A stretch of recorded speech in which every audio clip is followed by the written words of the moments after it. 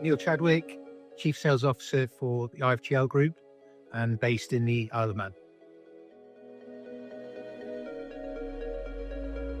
I've worked for the IFGL Group in various different guises. So from Scottish Life International, Royal London 360, RL 360, and now IFGL. Over 20 years with the group, and a variety of different roles during that period of time. So from new business team up to more recently, prior to the change of role, as head of technical services for the group, and also running the trust company that we launched last year. So the previous role prepared me very well for this. In the last 5 or 6 years, there's been a lot more engagement face-to-face with advisors and their customers. So understanding, what their needs and requirements would be and how we could help them with customer outcomes has been a key focus for me over a number of different years. Also helping advisors out with their kind of seminars, training, customer engagement. So that kind of led quite well into the new role, because it's quite clear that from a sales perspective, a lot of the sales activity was becoming a lot more technical in terms of, the knowledge that was required for not only the advisors, but also, our sales team, in order to engage properly and ensure that our products would work to have the right desired outcome for customers.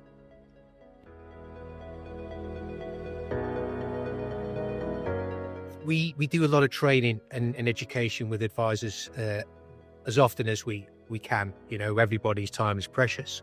And particularly in the kind of international advisory role, you're dealing with multiple different time zones. And so there's only so much that you can do. We do trip out to the regions to see the advisors as often as we possibly can. Our sales team are constantly engaging with the advisors. And so, we do undertake education and training programs as often as we possibly can, whether that's from the Isle of Man remotely or whether it's face-to-face when we're in the region.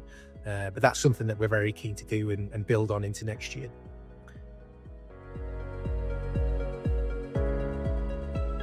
We've done really well. And for me, it's making sure that we continue to operate in the same way.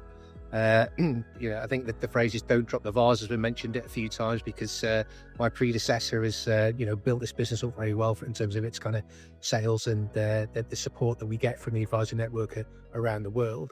But it's just going to be building on that, engaging more with advisors. The training programs we mentioned before are going to be key to us next year, to make sure that whenever people think about an offshore insurance provider, an IFGL business is top of mind because of the level of support and engagement that we've got with them.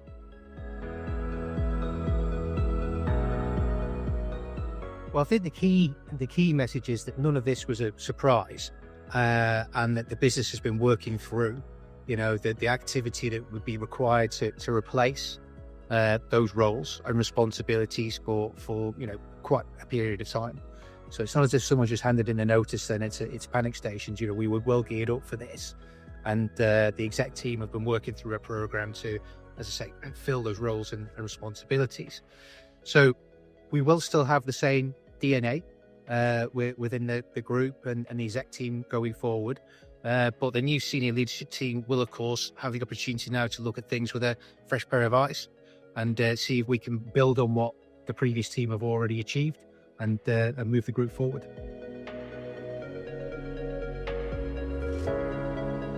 Key challenges for advisors, and some of that will depend on where they are based in the world and the regulatory environment that they have to operate within.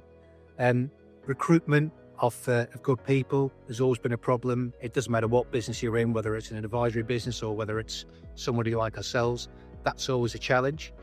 Some of the advisors are running academy training programs to bring new people in to their businesses, and I think some of them are seeing their success with that. But one of the key challenges for all of us is the regulatory environment we operate within.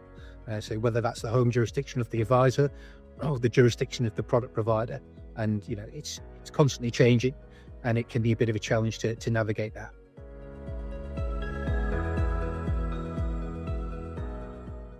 quality and reliable service, I think, is the key area that you've got to manage well with your advisors and your customers.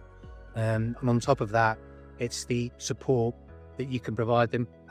We talked earlier around the sales process now becoming a lot more kind of technical, and it's that technical support which really, sets the bar in terms of whether or not you're a good or bad business to deal with. And I like to think that the technical support function that we've got within the group is kind of right up there in terms of what we can actually help advisors achieve.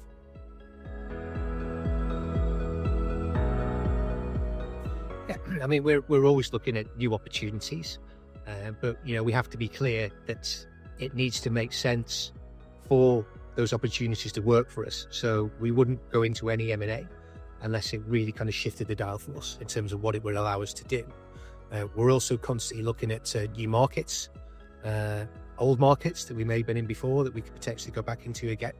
So we're always keeping an eye on what's going on in the world and what would make sense for us to say, whether that's new geographies, new products, or whether it's some kind of M&A that we could do to help us achieve those.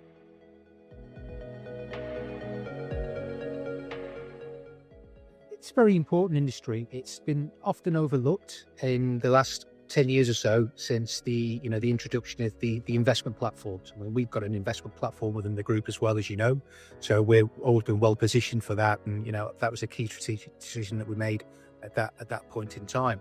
But when you look at the insurance industry itself, a lot more advisors are now navigating back to it because of what it can actually achieve for the customer. You've got a really varied, flexible product that can do all of the things that an investment platform can do, plus more, together with all the additional services that the life industry can provide, such as trust planning, estate planning, succession planning, and so on. So, there's definitely a place for it. Will there be more consolidation? Highly likely. We've got a couple of big players in the market now. We're one of those, and some smaller companies. So there could definitely be more consolidation, but it may not just be within the other man life sector. It could be a lot further afield than that.